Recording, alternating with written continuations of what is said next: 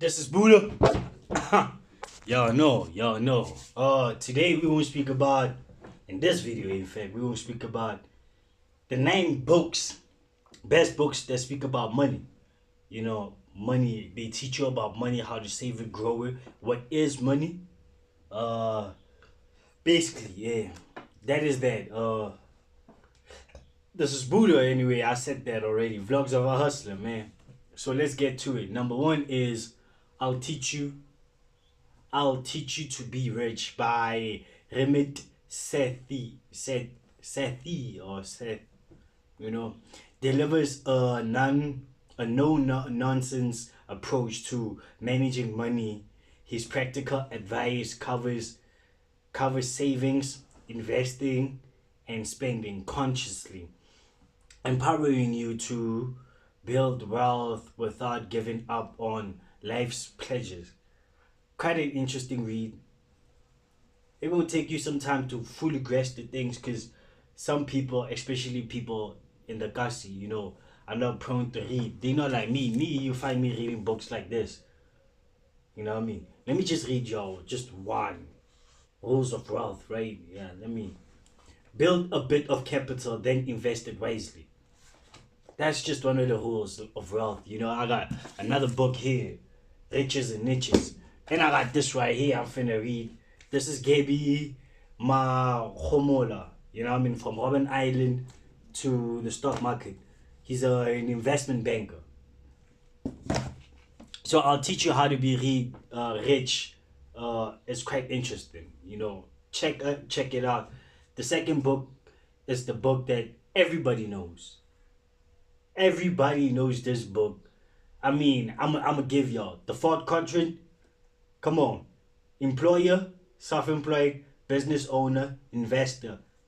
Who am I talking about? Come on, let me give you time.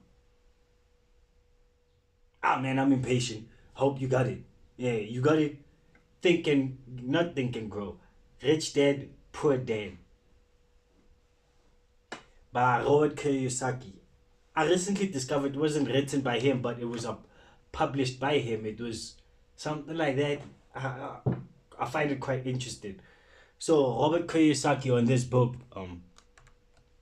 offers a mindset shift, contrasting his rich dad entrepreneurial mindset and poor dad with the employer mindset, right? Yeah, employer mindset, which is traditional career focused. He emphasizes the importance of financial literacy, assets, and building passive incomes. Passive income is not that side hustle that you have, and you're like, oh, passive income. Passive income is I invested in the stock market and that money is coming. You know what I mean? I ain't had to do none. Yeah, the hard thing, the hardest part is having to work in the beginning, like when you start something. That's the hardest part. Starting something and building systems for that something. That is the hardest part. Other than that, ain't no hard part. Going to the next one, my personal favorite author, Think and Grow Rich, Napoleon Hill. After you read this book, before I get into it, please get into The Master Keys by Napoleon Hill. Quite interesting. Trust me. Think and Grow Rich. Napoleon Hill's timeless work distills lessons from successful people into principles for achieving wealth and success, emphasizing the power of desire. In the book, they emphasize the power of desire, persistence, and a clear purpose. I think it was Andrew Carnegie who commissioned Napoleon Hill to write this book, and it's timeless.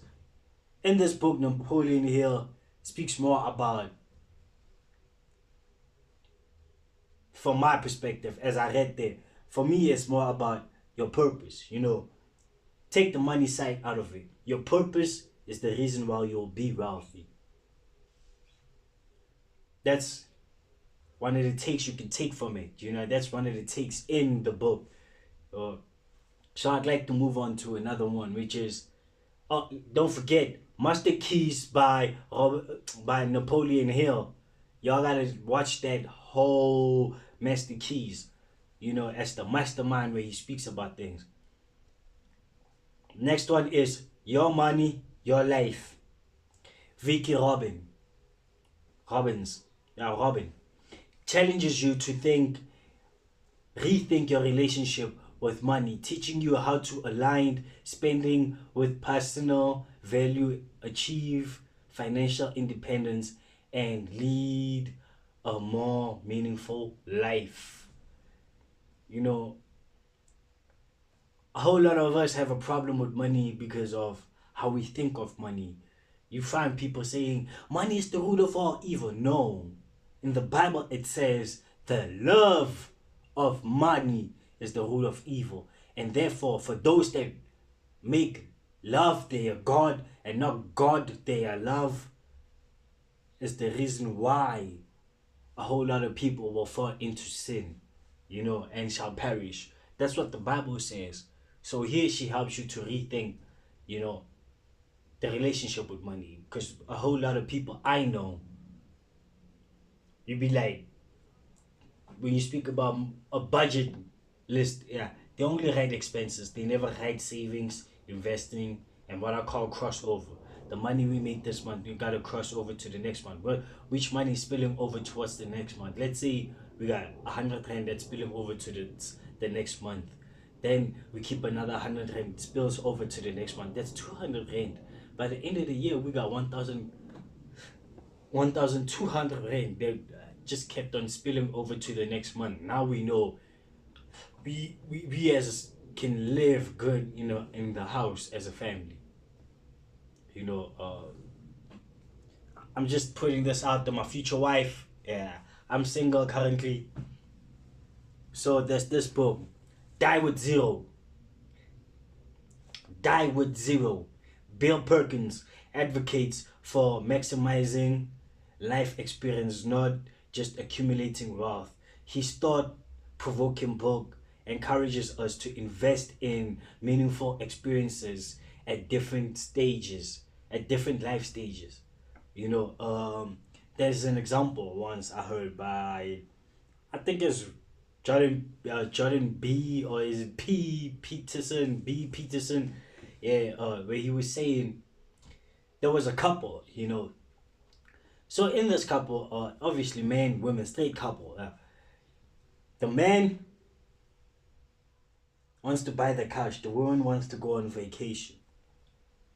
Oh, it wasn't them. It wasn't him. It's a YouTuber that was telling this personal story of them, saying her husband wanted to to buy a couch, you know, that they could use and all. And she wanted to buy the couch that they could use, and her husband was like, "Nah, let's go on a trip. We'll buy the couch eventually."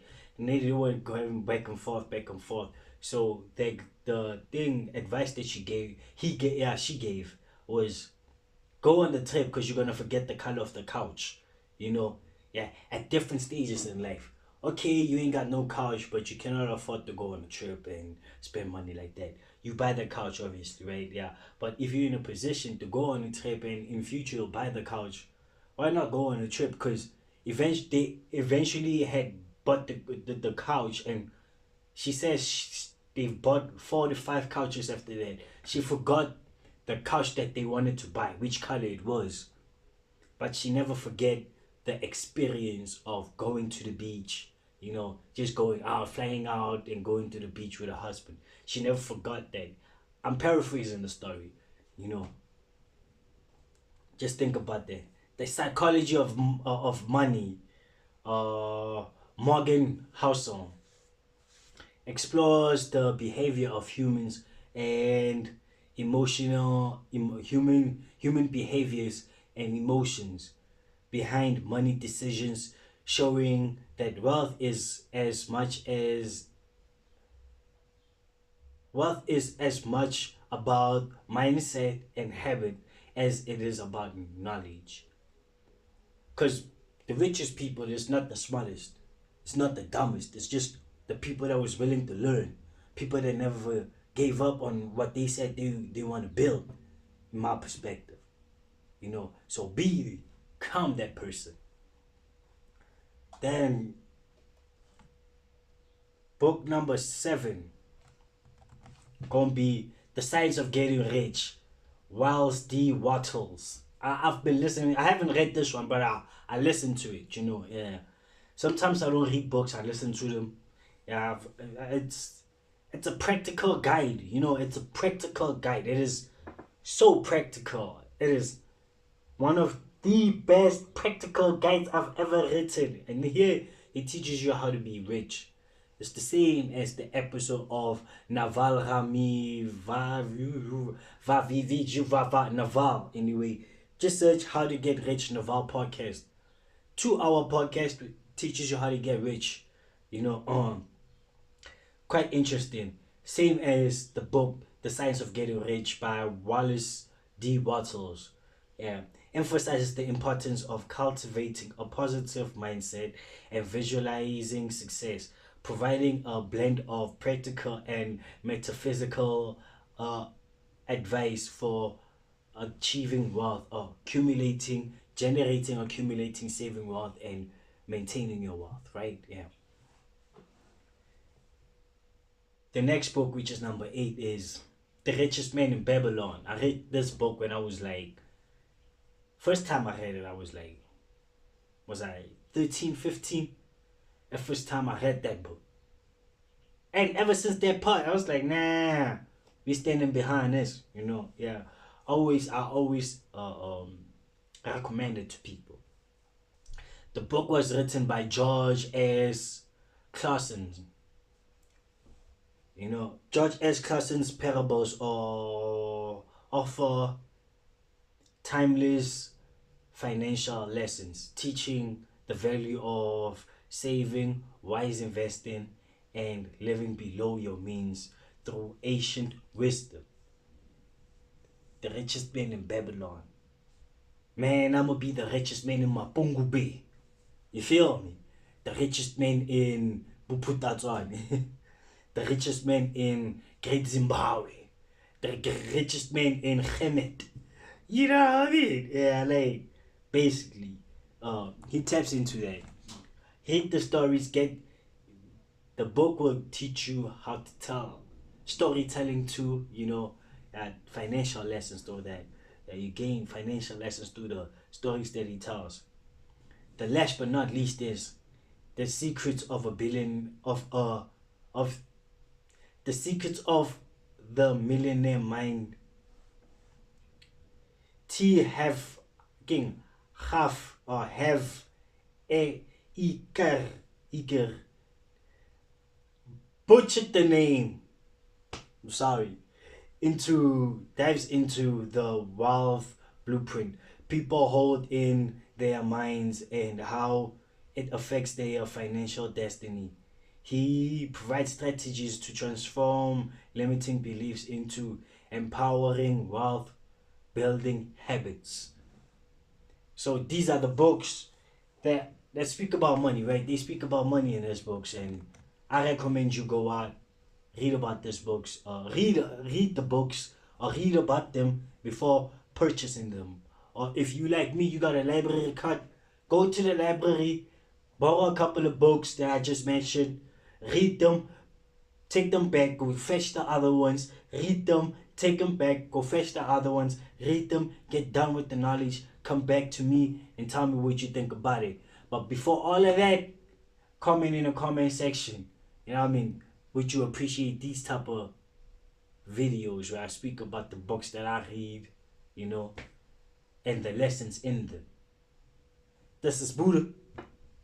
Y'all know. Let's go out and get it. Get it how we can. Get it while we can.